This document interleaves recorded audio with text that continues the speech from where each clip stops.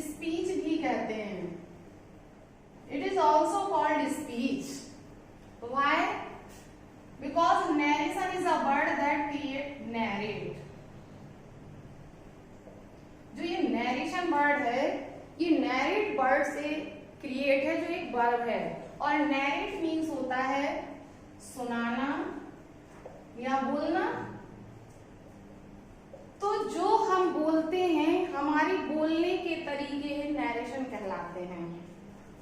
हम जो बोलते हैं वही ways of speaking are called narration. तो देखिए, जो ये नैरेशन है, या जिसे हम कहते हैं मोस्टली स्पीच, स्पीच से हम पढ़ना स्टार्ट करते हैं। स्पीच 2 टाइप से होती है। जो स्पीच है हमारी वो 2 टाइप की होती है।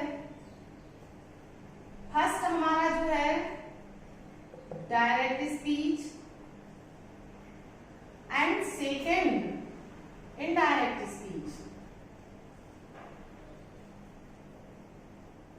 तो जैसा कि अभी हमने नैरेशन के बारे में समझा कि जो हम बोलते हैं वो नैरेशन है, और उसी को हम क्या कहते हैं? स्पीच कहते हैं। मतलब कि someone what someone occurred, what someone utters is speech। मतलब जो कुछ भी कोई बोलता है वो स्पीच कहलाता है। सभी जानते हैं, ये तो बहुत ही सिंपल है। और स्पीच 2 टाइप से होते हैं, direct speech and indirect speech. अब what is the difference between direct speech and indirect speech?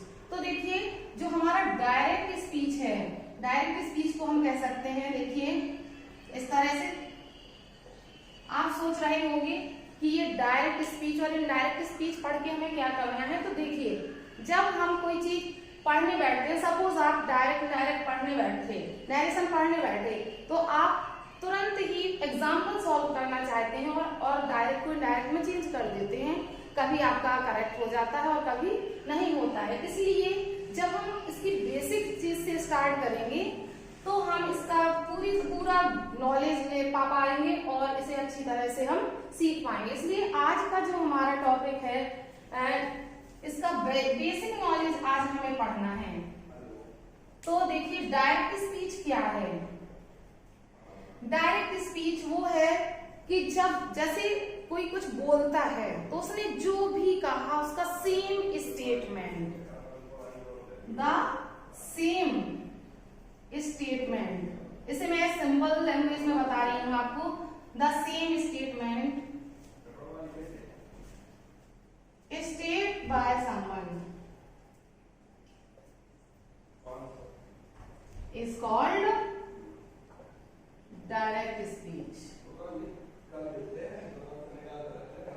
मतलब ये है कि the same statement state by someone, किसी के द्वारा बोला गया सेम स्टेटमेंट, जैसा उसने बोला है वो सेम स्टेटमेंट डायरेक्ट स्पीच कहलाता है।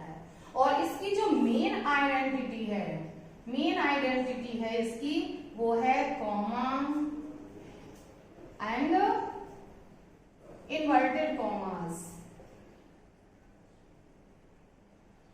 आपने देखा होगा कि इस तरह से कॉमा के बाद आपका इन्वर्टेड कॉमा लगा होता है। तो सिंपली हम कह सकते हैं कि किसी के द्वारा कहा गया सेम स्टेटमेंट डायरेक्ट स्पीच कहलाता है। और इसकी आइडेंटिटी हमारी है कि डायरेक्ट स्पीच में कॉमा और इन्वर्टेड कॉमा का यूज किया जाता है। फॉर एन एग्जाम्पल, जैसे he said to me Raghav is very intelligent. तो देखिए, ही सेड टू मी, उसने मुझसे कहा, और उसने जो कुछ भी कहा वो सेम स्टेटमेंट इसमें लिख गया है कि राघव इज वेरी इंटेलिजेंट। तो अब आप कहेंगे कि कैसे पता चलेगा कि ये सेम स्टेटमेंट है? तो सिंपली इसमें इन्वर्टेड कॉमा का यूज हुआ है। जब इन्वर्टेड कॉमा का यूज होता है तो वो डायरेक्ट स्पीच ही होता है हमेशा। आपने देखा होगा जितनी भी कोटेशंस लिखी होती हैं, according to this, according to that, जब लिखा रहता है तो हमेशा वो कोटेशंस इन्वर्टेड कॉमा में होती हैं और वो सभी डायरेक्ट स्पीच होते हैं। ये वाला जो सेंटेंस होता है ये उस टाइम को सब शो करता है जब वो इंसान बोल रहा है, बता रहा है किसी को, लेकिन ये स्टेटमेंट जो है वो ये शो करता है कि उसने उसके बारे में क्या कहा था, सेम स्टेटमेंट है। तो ये आपका डायरेक्ट स्पीच है। और इसी तरह से सेंटेंस ऐसा भी हो सकता है कि इसमें इस तरह से लिखा हो सकता है, can you help me, inverted comma close, asked C. इस तरह से भी दिया हो सकता है कि आस्क्ड सी, उसने क्या पूछा, कैन यू हेल्प मी, क्या आप मेरी मदद कर सकते हो। तो इस तरह से ये आपके डायरेक्ट स्पीच हैं। अब इनडायरेक्ट स्पीच का नंबर आता है, तो इनडायरेक्ट स्पीच तो बाद में बनाना है, हमें पहले तो पूरा डायरेक्ट स्पीच के बारे में पढ़ना है कि डायरेक्ट स्पीच पूरी तरह से है क्या। तो देखिए आप डायरेक्ट स्पीच में ये दो पार्ट देख रहे हो, अलग अलग, can you help me, asked C. इसी तरह से ही said to me, Raghav is very intelligent. तो देखिए ये है तो एक सेंटेंस, जिसे हमने क्या कहा, डायरेक्ट, लेकिन इसमें पार्ट दिखाई दे रहे हैं हमें दो। तो देखिए जो डायरेक्ट स्पीच है उसके दो पार्ट होते हैं, पार्ट ऑफ डायरेक्ट स्पीच। इसके दो पार्ट होते हैं, फर्स्ट रिपोर्टिंग वर्ब और second reported speech. Direct speech के पार्ट हैं, पार्ट्स ऑफ डायरेक्ट स्पीच। तो फर्स्ट पार्ट है रिपोर्टिंग वर्ब और सेकंड पार्ट है रिपोर्टेड स्पीच। अब देखिए आपको सामने दिखाई दे रहे हैं दो एग्जांपल। अब इसमें आपको टू पार्ट तो दिखाई दे रहे हैं, लेकिन कौन सा पार्ट डायरेक्ट रिपोर्टिंग वर्ब है और कौन सा रिपोर्टेड स्पीच है। तो देखिए रिपोर्टिंग वर्ब क्या होता है, मैं यहां पर बता दे रही हूं। तो रिपोर्टिंग वर्ब क्या है, the sentence out of inverted comma,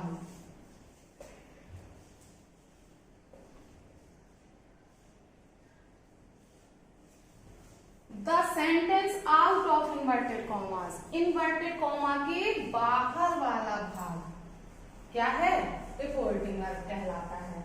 और जो हमारी रिपोर्टेड स्पीच है वो क्या है, द पार्ट, यहां पर हम पार्ट लिख सकते हैं, the part inside inverted commas.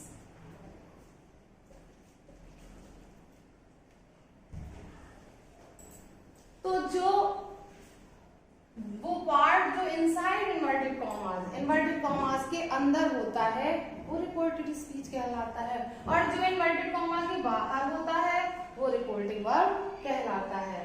तो देखिए ये एग्जांपल जो आपके लिखे हुए हैं, इसमें ये ही सेड टू मी, ये इन्वर्टेड कॉमा के बाहर है, मतलब आउट ऑफ इन्वर्टेड कॉमास। तो ये क्या हो गया आपका रिपोर्टिंग वर्ब। और ये जो पार्ट है राघव इज वेरी इंटेलिजेंट, ये क्या है, इनसाइड इन्वर्टेड कॉमा। तो ये पार्ट आपका कहलाएगा रिपोर्टेड स्पीच। ये जानना आपको बहुत जरूरी है, क्योंकि जब आप रूल्स पढ़ते हो तो रूल्स को डायरेक्ट से इनडायरेक्ट में जो चेंज करने के रूल होंगे वो रिपोर्टिंग वर्ब और रिपोर्टेड स्पीच के अकॉर्डिंग ही लिखे जाएंगे। इसलिए आपको पता होना चाहिए कि क्या रिपोर्टिंग वर्ब है, क्या रिपोर्टेड स्पीच है, रिपोर्टिंग वर्ब में हमें क्या चेंज करना है और रिपोर्टेड स्पीच में हमें क्या चेंज करना है। इस तरह से ये पूरा आपका डायरेक्ट स्पीच का इंट्रोडक्शन है। अब इसके बाद आता है आपका इनडायरेक्ट स्पीच, जो इसका स्पीच का दूसरा भाग है, इनडायरेक्ट स्पीच। तो अब हम इनडायरेक्ट स्पीच के बारे में पढ़ेंगे। What is indirect speech? Indirect speech क्या है? तो देखिए, when we report the statement of someone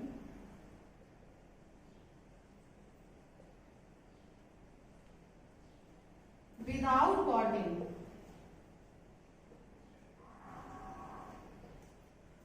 his actual words।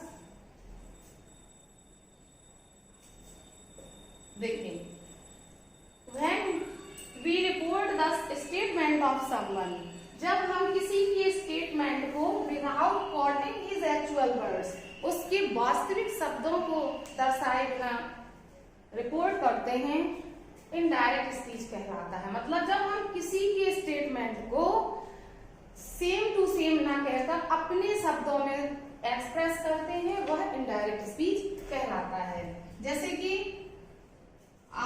जैसे ये डायरेक्ट है, अभी आपने लिखा था he said to me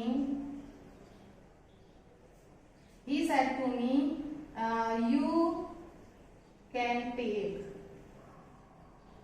my pen just now। देखिए, ये सेंटेंस जो आपका दिया है, ये कौन सा स्पीच है? डायरेक्ट है।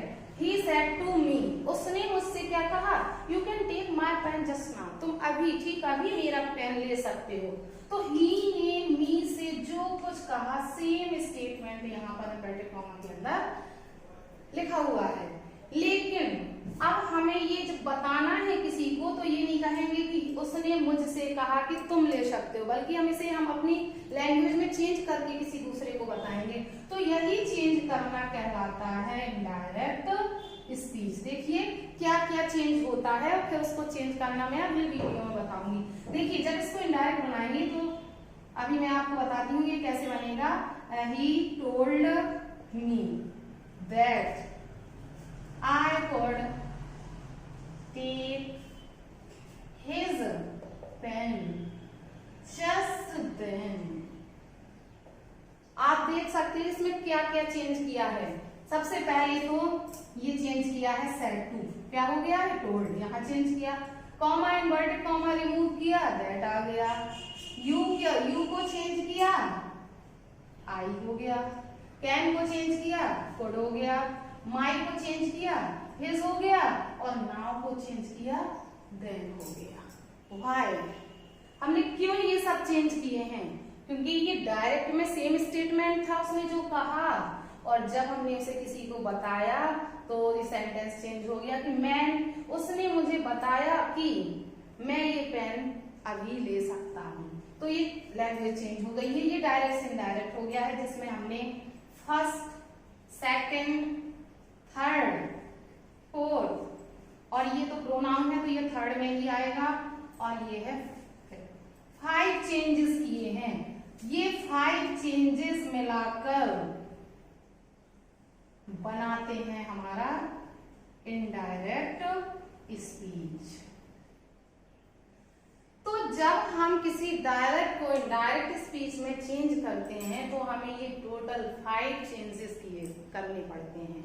ये जरूरी नहीं है कि हर सेंटेंस में 5 चेंजेस हों, बट टोटल 5 चेंजेस हैं जो हमें सीखने हैं। अगर हम इन 5 चेंजेस को सीख लेते हैं तो इजीली डायरेक्ट से इनडायरेक्ट बना सकते हैं।